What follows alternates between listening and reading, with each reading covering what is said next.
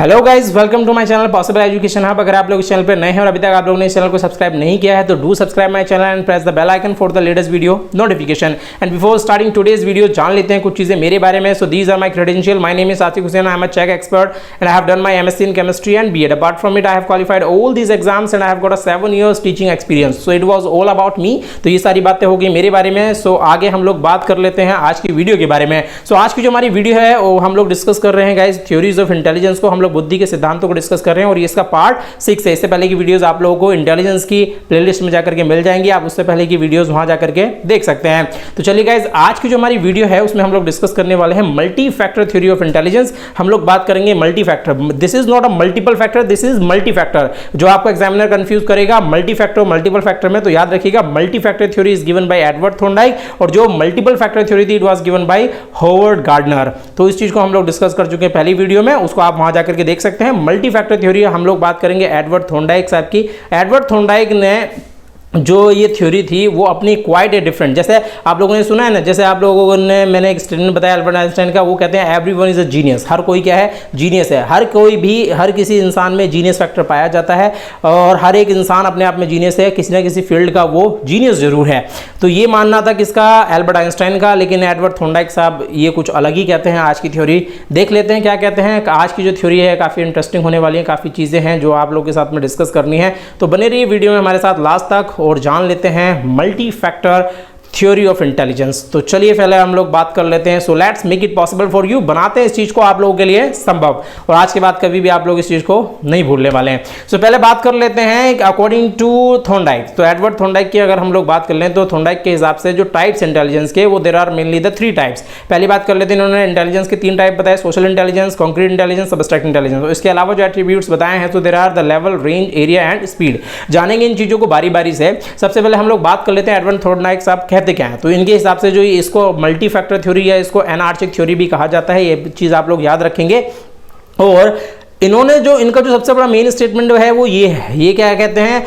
Thorndike believe that there was nothing like general ability. इनके हिसाब से जो जी फैक्टर होता है, जैसे आप लोगों ने स्पेयरमैन का जो पढ़ी है ना आप लोगों ने, जनरल फैक्टर और स्पेसिफिक फैक्टर, जो आप लोगों ने 2 फैक्टर थ्योरी पढ़ी है, और 2 फैक्टर थ्योरी में जनरल फैक्टर एक चीज़ होती है, स्पेसिफिक फैक्टर एक चीज़ होती है।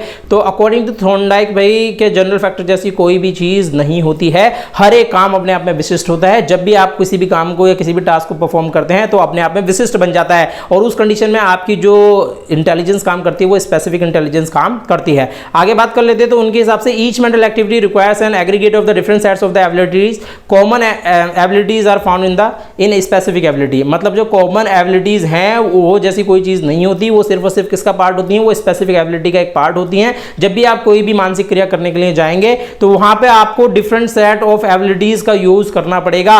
भाई मैं आप लोगों को यहाँ पे पढ़ा रहा हूं तो इस पढ़ाने के लिए मैं बोल भी रहा हूं, मैं आप लोगों को समझा भी रहा हूं, मैं एक्शन भी कर रहा हूं, मेरी बॉडी लैंग्वेज भी है, सारी की सारी चीजें। उसके साथ साथ मुझे स्क्रीन में क्या भी करना पड़ रहा है? पॉइंटर भी चलाना पड़ रहा है, पेन का यूज भी करना पड़ रहा है। तो ये कहने का मतलब ये है कि मैं इस स्पेसिफिक काम को करने के लिए मेरा केवल एक ही इंटेलिजेंस यूज नहीं हो रही है, मेरी एक सेट है मेरी एबिलिटीज का। अगर मान लीजिए कि मैं बोल अच्छा नहीं पाता या मैं आपको अच्छे से समझा नहीं पाता, मतलब एक काम को करने के लिए हमारी बहुत सारी एबिलिटीज का क्या लगता है? सेट लगता है, जो अपने आप में क्या होती है? स्पेसिफिक होती हैं। यही कहना था एडवर्ड थॉर्नडाइक साहब का कि जनरल फैक्टर जैसी कोई भी चीज नहीं होती, हर एक कार्य अपने आप में विशिष्ट है। कोई भी काम आप लोग कर लीजिएगा, उसके अंदर जैसे आप लोग उसको करना शुरू करेंगे वो जनरल नहीं रहता, स्पेसिफिक बन जाता है। उसको आपने जिस तरीके से करा है वो आपकी स्पेसिफिक इंटेलिजेंस है। उसी काम को कोई दूसरा करेगा तो वो उसकी स्पेसिफिक इंटेलिजेंस होगी। जैसे मैं यहां पढ़ा रहा हूं, कोई और अपने चैनल पे इसी चीज को पढ़ाएगा तो वो अपने तरीके से पढ़ाएगा, वहां पे उसकी स्पेसिफिक इंटेलिजेंस काम करेगी, यहां मेरी स्पेसिफिक इंटेलिजेंस काम कर रही है।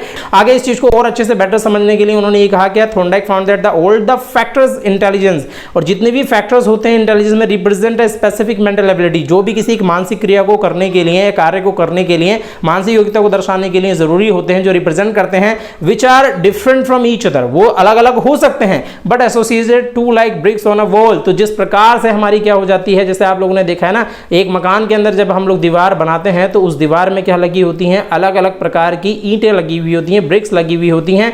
और ये ईंटों का जो साइज है या इनका जो रूप है, रंग है, वो क्या हो सकता है? अलग अलग हो सकता है। ईंटें एक प्रकार की भी हो सकती हैं, अलग अलग प्रकार की भी हो सकती हैं। किसी में मसाला ज़्यादा लगा है, किसी में कम लगा है। लेकिन क्या हो सकता है गाइज? होगा ये कि ये सबकी सब मिलकर के उस दीवार का क्या कर देंगी? निर्माण कर देंगी। उसी प्रकार से इनका भी ये मानना है कि जितनी भी हमारी फैक्टर्स होते हैं इंटेलिजेंस के, वो सबके सब मिलकर के ऐसे जैसे छोटी छोटी ईंटें होती हैं उसी प्रकार से हमारी ओवरऑल क्या कर देती हैं, हमारी टोटल इंटेलिजेंस का निर्माण कर देती हैं। ये मानना है एडवर्ड थॉर्नडाइक साहब का। जैसे जो हमारी एक छोटी छोटी ईंटें हैं जो अपने आप में क्या है, विशिष्ट हैं, जो अलग अलग हैं, उसी प्रकार के से जो हमारे इंटेलिजेंस के फैक्टर्स होते हैं वो अलग अलग होते हैं। लेकिन एक इंसान की अगर मैं टोटल इंटेलिजेंस की बात कर लूँ तो वो सबका सब इन्हीं सब का क्या होता है, एक सेट होता है कि जैसे छोटी छोटी ईंटें मिलकर के दीवार बना देती हैं, उसी प्रकार से छोटे छोटे फैक्टर्स इंटेलिजेंस के मिलकर के ओवरऑल इंटेलिजेंस का क्या कर देते हैं, निर्माण कर लेते हैं। और ये जो छोटी छोटी इंटेलिजेंस है ये अपने आप में क्या होती हैं, विशिष्ट होती हैं।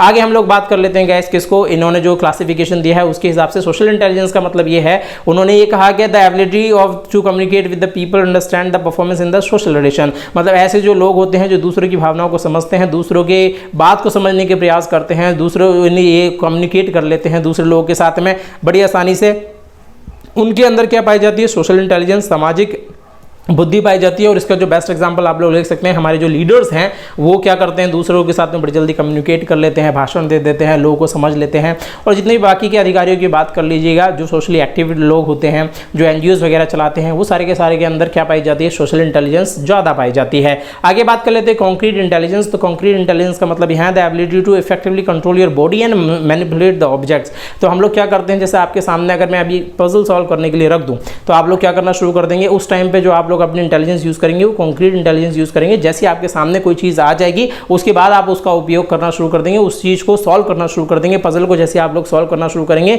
तो इस कंडीशन में आपकी जो कॉन्क्रीट इंटेलिजेंस है वो काम कर रही है कि आपको दिख रहा है कि ये चीज कैसे होनी है, किस तरीके से ये आपकी जो, अगर मैं 4 पार्ट की अगर मैंने पजल दे दी तो आप उसको सही ऑर्डर में लगाने की कोशिश करेंगे। तो इस कंडीशन में जो आपका जो इंटेलिजेंस काम कर रही है वो कैसी इंटेलिजेंस है, कॉन्क्रीट इंटेलिजेंस है। आगे मैं बात कर लेता हूँ एब्स्ट्रैक्ट इंटेलिजेंस। तो ये एब्स्ट्रैक्ट इंटेलिजेंस जैसी जो चीज होती है तो it is the ability to verbal and the symbolic thinking. इसमें क्या किया जाता है, आप लोग अपनी हाइपोथेसिस लगाते हैं। जैसे आप लोगों को पता है, जैसे आप लोगों ने रीजनिंग का नाम सुना ना, रीजनिंग जैसे आप लोगों को दिखाई देती है कि एक फिगर, जैसे मान लीजिए 4 फिगर हैं, इन 4 फिगर में जैसे आप लोग यहाँ पे देख लीजिएगा, एक रोटेशन यहाँ है और ये मैं एंगल यहाँ दे दूँ, उसके बाद फिर दूसरा रोटेशन यहाँ दिया और उसके बाद दूसरा एंगल यहाँ है, उसके बाद फिर मैंने एक और ट्रायंगल बनाया, उसके बाद एंगल यहाँ है।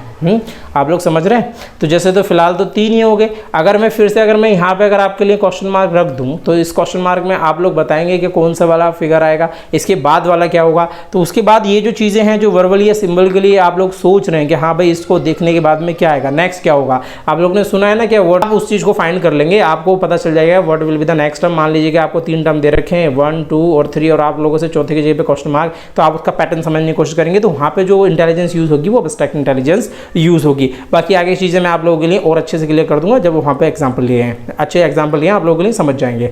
आगे हम लोग बात कर लेते हैं, चलिए ये रहे आपके लिए सोशल, कॉन्क्रीट और एब्स्ट्रैक्ट इंटेलिजेंस। सबसे पहले बात कर लेते हैं सोशल इंटेलिजेंस की। तो ऐसे लोग जो घिरे रहते हैं किससे, सोशल, मतलब इनके अंदर सामाजिकता कुछ ज़्यादा कूट के भरी होती है और ये लोग क्या रहते हैं, इंसानों से घिरे हुए रहते हैं।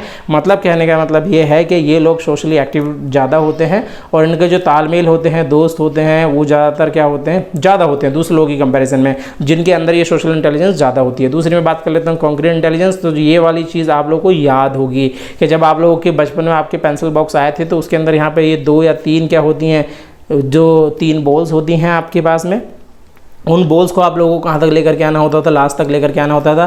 तो आप लगे रहते थे किसी भी तरीके से कि यहाँ से यहाँ से यहाँ से यहाँ से कौन सा रास्ता है, किस रूट को फॉलो करके। या आप लोगों ने वो देखा होगा कॉमन सा, आपको कॉपियों के पीछे मिल जाएगा कि बिल्ली यहाँ बैठी है उसको दूध तक पहुँचाइए, और उसमें आड़े टेढ़े रास्ते बना दिए जाते हैं और जो कहीं जाकर के एंड भी हो जाते हैं। आपको सही पाथ चूज़ करना होता है कहाँ तक पहुँचाने के लिए, उसको उसके टारगेट तक पहुँचाने के लिए। तो वहाँ आप लोग कौन सा इंटेलिजेंस यूज़ करते हैं, वहाँ आप लोग अपना कॉन्क्रीट इंटेलिजेंस यूज़ करते हैं। एब्स्ट्रैक्ट की बात कर लीजिए तो जैसे आप लोगों को ये दिखाई दे रहा है, ये एक सीक्वेंस है ना, आप लोग के लिए क्वेश्चन मार्क छोड़ दिया, तो आप इसके पैटर्न समझने की कोशिश करेंगे किस पैटर्न पे हो रहा है। एक पर्टिकुलर पैटर्न होता है, ये रीजनिंग का एक पार्ट होता है, हर एक कॉम्पिटिटिव एग्जाम्स में आप लोगों को रीजनिंग करने के लिए मिली जाएगी। रीजनिंग अगर आप लोगों को अच्छी है तो आप लोग काफ़ी चीज़ें स्कोर कर सकते हैं। तो वहाँ पर आप लोगों की क्या अच्छी होनी चाहिए, एब्स्ट्रैक्ट इंटेलिजेंस अच्छी होनी चाहिए। रीजनिंग उन लोगों की ज़्यादा अच्छी होती है जिनकी एब्स्ट्रैक्ट इंटेलिजेंस ज़्यादा अच्छी होती है। समझ रहे हैं आप लोग। तो ये हो गया आपका सोशल और कॉन्क्रीट और एब्स्ट्रैक्ट इंटेलिजेंस, आप लोग की समझ में आ गया होगा। बाकी ये सारे के सारे डायग्रामेटिकली मैंने आप लोगों को समझाने की कोशिश करी है, ये भी सोशल है, कॉन्क्रीट और एब्स्ट्रैक्ट की बात हो गई। आगे हम लोग बात कर लेते हैं किस चीज़ की, जो इसमें उन्होंने बताए हैं एट्रीब्यूट्स, तो इन्होंने इंटेलिजेंस के 4 एट्रीब्यूट्स बताए हैं। सबसे पहले इन्होंने बात करी है लेवल की, तो लेवल के हिसाब से क्या कहते हैं, refers to the level of the difficulty of a task that can be solve. मतलब जैसे क्या होता है, अलग अलग डिफिकल्टी का लेवल होता है कि कोई चीज़ें आसानी से आप लोग अगर कोई पेपर भी सॉल्व करने के लिए जाते हैं तो उसके अलग अलग लेवल होते हैं। कुछ क्वेश्चन स्टार्टिंग में आप लोगों को पता है ना 40-60 का रेशियो रखा जाता है। 60% पेपर ऐसा बनाया जाता है जिसको हर बच्चा क्या कर लेता है, सॉल्व कर लेता है। लेकिन 40% जो पेपर होता है वो क्या होता है, अपने आप में स्पेसिफिक होता है, उसको करने के लिए एक्स्ट्रा एफर्ट लगाए जाते हैं। उसका जो डिफिकल्टी लेवल होता है वो अलग लेवल का होता है। उसको कुछ जो लोग क्या एक्स्ट्रा अपना एफर्ट लगाते हैं वही इस चीज़ को अटेम्प्ट करके सॉल्व कर पाते हैं। आगे बात कर लेते हैं रेंज की, तो this refers to the number of the task at any given degree of a difficulty. तो आप लोगों को जिस लेवल की डिग्री की डिफिकल्टी दे रखी थी उस कंडीशन में आप लोगों ने कितने नंबर ऑफ टास्क को पूरा किया, मतलब आप लोग कितने क्वेश्चंस क्या करें अटेम्प्ट करें हैं, ये दिखाता है आप लोग की रेंज। क्या आप लोग केवल सेक्शन ए सॉल्व करा है, सेक्शन बी सॉल्व करा है, या सेक्शन डी तक आप लोगों ने उस पेपर को सॉल्व किया है, ये बताता है आप लोगों की रेंज। आगे हम लोग बात कर लेते हैं एरिया, तो means that the total number of the situation at the each level of at which the individuals are able to respond. और अगर आप लोगों को अगर पेपर दे रखा है, मैं सारी की सारी चीज़ें मैंने आप लोग के क्वेश्चन पेपर के मीडियम से समझाने की कोशिश करी है ताकि आप लोग इसके थ्रू ही समझ जाएं। तो ये कह रहा है एरिया का मतलब यहाँ ये कह रहा है mean the total number of situation, कितनी सिचुएशन थी ईच लेवल की और कहाँ तक, किस एरिया तक आप लोगों ने इस प्रॉब्लम को क्या कर रखा है, सॉल्व कर रखा है। मान लीजिए आप लोगों से कोई भी क्वेश्चन पूछ लिया और उसका आंसर आप लोगों ने किस लेवल तक दे रखा है, किस एरिया, कितने एरिया उसमें कवर कर रखे हैं, वो आपका क्या बताएगा, एरिया बताएगा, आपके नॉलेज का, आपके ज्ञान का, सारी चीजें बता देगा। हम लोग बात कर लें स्पीड की, तो is the rapidity in which we can respond to the items. मतलब जो आपके अंदर जो स्पीड होगी, मतलब अगर आप लोगों ने जैसे मान लीजिए 3 आवर्स का पेपर था, 3 घंटे का अगर पेपर था, अगर आप लोगों ने उसको 2 आवर्स में ही कंप्लीट कर लिया, या कोई स्टूडेंट है या उसको कितने घंटे में उसने 1.5 आवर में ही कंप्लीट कर लिया, तो ये दिखाएगा कि आपके अंदर स्पीड कितनी है। मतलब जो स्पीड विद एक्यूरेसी, मतलब समझ रहे हैं आप लोग, जैसे आप लोग IBPS का एग्जाम देने के लिए जाइए कभी, तो IBPS की बात चल रही है ना, IBPS का बैंक का एग्जाम देने के लिए जाइए तो वो इसी चीज़ के ऊपर फोकस करते हैं कि स्पीड विद एक्यूरेसी। आपके वहाँ पे 4 सेक्शन डिवाइड हो जाते हैं और पर्टिकुलर टाइम होता है हर एक सेक्शन को कंप्लीट करने का। मैथ्स के लिए भी इक्वल टाइम मिलेगा, रीजनिंग के लिए भी, इंग्लिश के लिए भी, बाकी के जनरल अवेयरनेस के लिए भी आप लोग को सारा इक्वल टाइम मिलता है। तो उस सबको सॉल्व करने के लिए आपके पास में इक्वल टाइम है, और लेकिन वो क्या मेज़र करते हैं, आप लोग की स्पीड देखते हैं, क्या आप लोग कितनी स्पीड से उस टास्क को कंप्लीट कर पाते हैं। तो देयर वर ऑल 4 एट्रीब्यूट्स, तो ये सारे के सारे एट्रीब्यूट्स थे हमारे किसके, इंटेलिजेंस के। It was given by Edward Thorndike. आगे हम लोग बात कर लेते हैं गाइस, इसको बालू का सिद्धांत या बालू के टीले का सिद्धांत भी कहा जाता है। उनके हिसाब से एडवर्ड थॉर्नडाइक ये मानना है कि जिस प्रकार से जो हमारी बालू है, जो हमारा रेत का जो टीला है, उसके अंदर जो छोटे छोटे बालू के सैंड पार्टिकल्स हैं, उसको गिनना इम्पॉसिबल है, कि उसको हम लोग गिन नहीं सकते। उसी प्रकार से एडवर्ड थॉर्नडाइक का ये मानना था कि जो हमारी इंटेलिजेंस है वो भी छोटे छोटे पार्टों से मिलकर के बनी है, और इतने छोटे पार्टिकल्स हैं, उन सबको गिन पाना क्या है, बहुत ही ज़्यादा मुश्किल है। इसको परमाणुवाद का सिद्धांत भी कहा जाता है। आप लोग दोनों चीज़ याद रखिएगा, बालू के टीले का सिद्धांत कभी पूछे या इसको किसका परमाणुवाद का सिद्धांत कहे, तो आप लोग याद रखेंगे कि ये क्या है, हमारी मल्टी फैक्टर थ्योरी है एडवर्ड थॉर्नडाइक साहब की, और ये चीज़ आप लोग याद रखेंगे। और इन्होंने इसके अलावा जो ब्रिक वाली बात कही थी, दीवार और ब्रिक वाली बात भी इन्होंने कही है एडवर्ड थॉर्नडाइक साहब ने। आई होप क्या चीज़ें हैं, ये तो हैं ही। इसके अलावा उन्होंने ये माना कि ये तो है ही, इसके अलावा उन्होंने ये माना कि मान लीजिए कि कोई लर्नर है, वो लर्नर अगर हमारा किसके अंदर अच्छा है, मैथ्स के अंदर अच्छा है ना, तो हम लोग उसका प्रेडिक्शन नहीं लगा सकते कि क्या वो लर्नर साइंस में भी अच्छा होगा।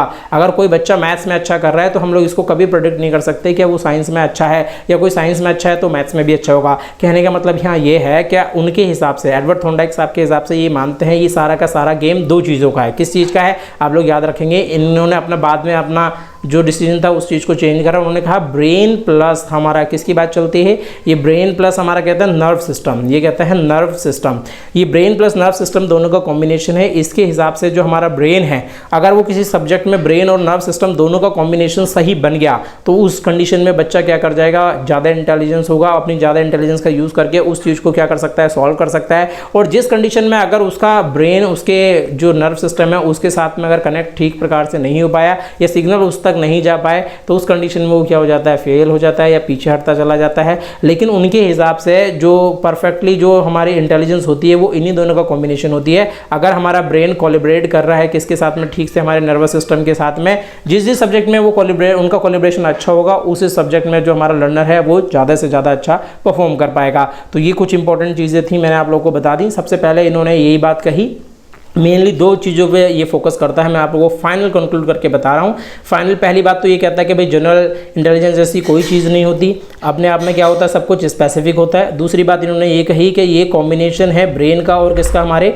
नर्व सिस्टम का। अगर हमारा ब्रेन और नर्व सिस्टम का कॉम्बिनेशन अच्छा है किसी लर्नर का किसी सब्जेक्ट में, तो उसके अंदर वो क्या कर लेगा, मास्टरी हासिल कर लेगा और उसमें उसका इंटेलिजेंस बहुत अच्छा होगा और बहुत अच्छे से उन चीज़ों को, टास्क को परफॉर्म कर करके आगे बढ़ जाएगा। और अगर ये ब्रेन और जो नर्व सिस्टम है इन दोनों का कॉम्बिनेशन अच्छा नहीं हुआ तो बच्चा उस सब्जेक्ट में क्या होगा, उसकी परफॉर्मेंस अच्छी नहीं होगी। So it was all about Thorndike's multi factor theory. और बाकी तो आप लोग अपना ख्याल रखेंगे, तो आप लोगों को चीज़ें बहुत अच्छे से क्लियर हो गई होंगी। अगर अभी तक आप लोगों ने वीडियो देखी है और अभी तक आपको समझ में आ गई है एडवर्ड थॉर्नडाइक की ये थ्योरी, तो वीडियो को लाइक कर दीजिए। वीडियो को शेयर नहीं किया है तो वीडियो को शेयर कर दीजिए गाइज। और इसके साथ साथ अगर चैनल को अभी तक सब्सक्राइब नहीं किया है तो चैनल को सब्सक्राइब कर दीजिए। ऐसे ही लेटेस्ट वीडियो के लिए हमसे जुड़े रहिए।